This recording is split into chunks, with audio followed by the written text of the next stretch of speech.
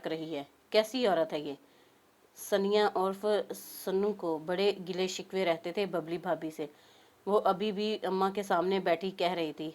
अम्मा ने भी फौरन कहा, ये है ही मनहूस, जब से आई है हमारे नसीबों पर स्याही फिर गई है, हर वक्त रोनी सूरत बनाए रखती है। ना अम्मा, ये नहीं सुधरने की। आज अपना संदूक खोले, अपने मेके वालों की सस्ती कराकरी सेट कर रही है, कल को यही बर्तन निकाल के इस्तेमाल करेगी और फिर अपना चूल्हा मेरे भाई समेत लेकर अलग हो जाएगी। सनिया बड़ी मलूल दिखाई दे रही थी। नरमी को अगरचा उसके चेहरे से रुखसत हुए अरसा गुजर चुका था, मगर थी बड़ी दिलेर। एक ही वार में बबली भाभी को फर्श पर गिरा लिया करती और फिर थप्पड़ों की बारिश। जब भाई आता कमाल होशियारी से उसके गले जा लगती, थपक कर कहती, मेरी धी से जुबान चलाएगी तो यही अंजाम होगा। ऐसे कई अंजाम उन्होंने मिलकर सरअंजाम दिए थे। उसकी क्या मजाल के शौहर के साथ, मेरे बेटे के साथ अंदर कमरे में बैठकर हंसी ठिठोल करे, बेहिया कहीं की। जब तक मेरी फूलों सी नाजुक बच्ची इस घर में रहेगी, इस घर के तौर तरीके नहीं बदल सकते। इसे शर्मो हिया के दायरे में रहना होगा, नहीं तो घर से निकालने में लम्हा नहीं लगाऊंगी। इस जैसियां बड़ी देखी हैं। उन्होंने नई नकोर स्टील की परात बबली भाभी के संदूक से निकाली थी, उसे सूरत से अपने संदूक में मुंतकिल किया और मुस्कुरा दी।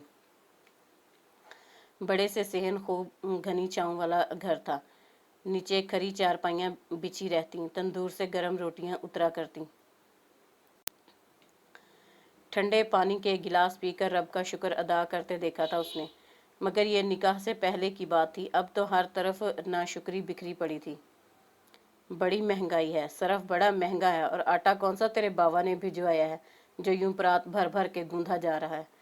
गिन के दी गई 2 रोटियां, 1 कटोरी सालन, और मुरीद हुसैन की बहनों की फौज जो पहले रोटियां बारी बारी पकाया करती थी, अब हाथ पे हाथ धर के बैठकर खाने लगी थी। इतने बड़े घर की सफाई सुथराई, और फिर ब्याही बहनें जो सुना था सब अपने अपने घर की हैं, अपने घर की होकर भी अपना घर उनका मेका ही था। महीनों बाद कभी ससुराल का चक्कर लगा तो ठीक, वरना पाँव पसार कर गहरी नींद के मज़े लूटती। बबली के नाम के साथ भाभी का लफ्ज़ लगा तो उसकी दुनिया बदल कर रह गई। सारे नाज नखरे जो वो पहले ही एक और रख कर आई थी, अब मुलाजमा की सूरत अख्तियार कर गई, जिसके नसीब में कभी किसी लम्हे आराम नहीं लिखा गया था। राजिया, नाजिया और शाहिदा बैठकर उसे बुरा भला कहती थीं, मगर सन्नू का अंदाज सबसे अलग था। वो हाथ चलाने पर यकीन रखती थी। सारी अकड़ निकालूंगी इसकी। कल कैसे भाई को देख रही थी, बेगैरत कहीं की। बबली के लिए हर दिन पहले से बढ़कर तकलीफ दे होता। कोई ऐसा लम्हा उसने नहीं देखा था जिसमें सन्नू की दी हुई अजियत शामिल ना हो। उसका अपना ताल्लुक भी ऐसे ही गरीब से घराने से था, जहां अपना फ़र्ज अदा करके हर कर्ज से निजात हासिल कर ली जाती है। पीछे बहनों की फौज मौजूद थी और कोई रास्ता बाकी नहीं था कि वो पीछे मुड़कर देखती। उसने सोच लिया था कि ये उसका घर है और उसे इस घर को अपना समझना होगा। यही सोचते सोचते इन उदास आंखों में नींद उतर आई। पेटी खोलकर उसने कब से सैंत के रखे बर्तन और चादरें निकाली और बर्तन शोकेस में सजाने लगी।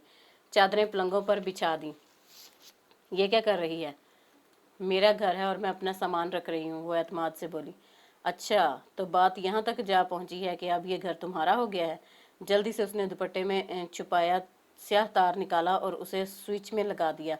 नंगे तार का पहला सनसनाता झटका बबली भाभी की कमर पर लगा तो उसने जाना कि यहाँ कुछ भी आसान नहीं, उससे जिंदा भी नहीं रहा जाएगा। राजिया, नाजिया और शाहिदा बाजी बाजार गई थीं।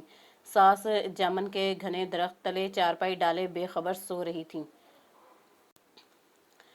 या सोती बन गई थी। क्यामत सिर्फ उसी पर गुजर रही थी। इस गर्म दोपहर का ये सिलसिला फिर कभी थमा नहीं, क्योंकि सनू कभी झूठ नहीं बोलती और बबली भाभी झूठ घड़ना नहीं जानती।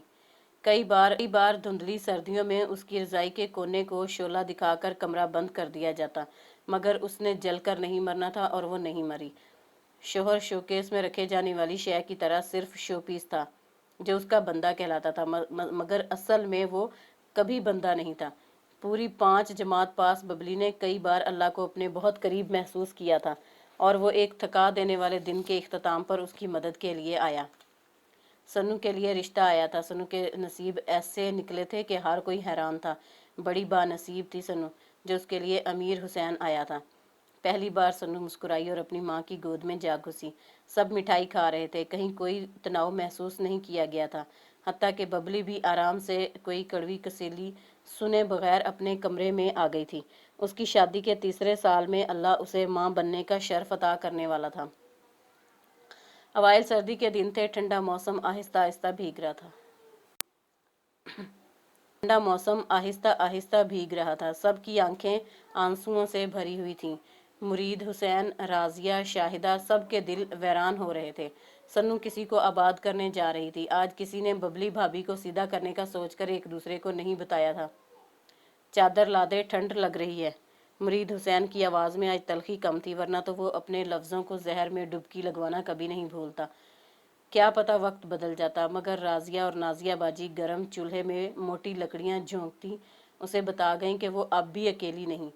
उसके इम्तिहान ख़त्म नहीं हुए, पर्चा अभी आगे धरा है। गर्म चाय के प्याले सब ने पीना शुरू किए तो एक प्याला सन्नू उसके लिए भी ले आई। ले भाभी, चाय पी, मैं तो जा रही हूँ इस घर से।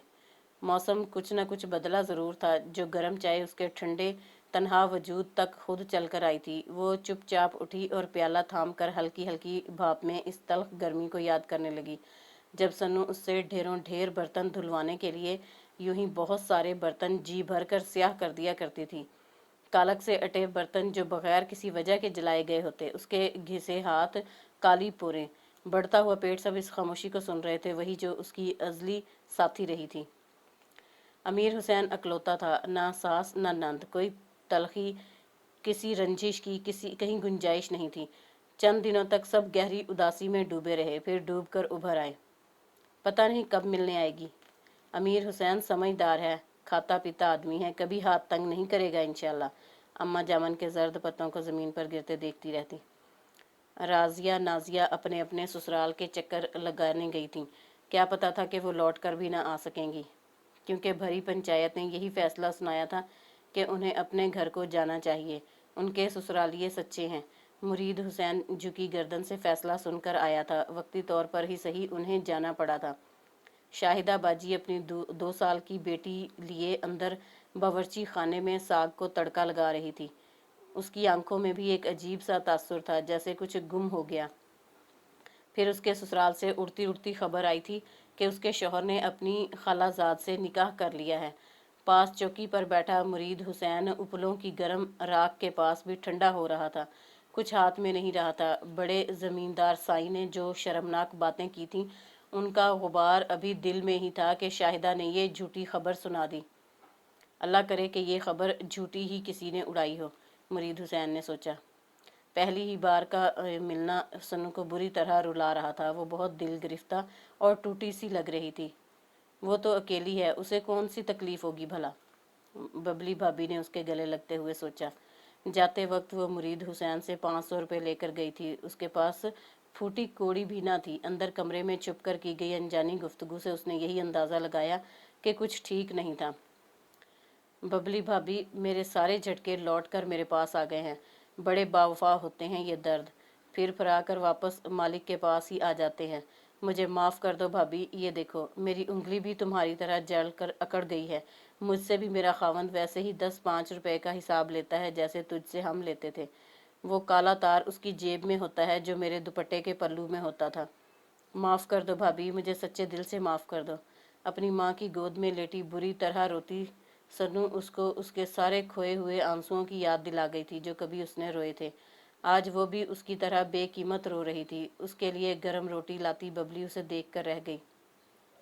मैं करती हूँ बात इस बदबख्त से। क्यों लगाता है बिजली के झटके, क्यों जिंदों को मुर्दों में बदल रहा है। अम्मा दुपट्टे से आंसू पूंछ रही थी।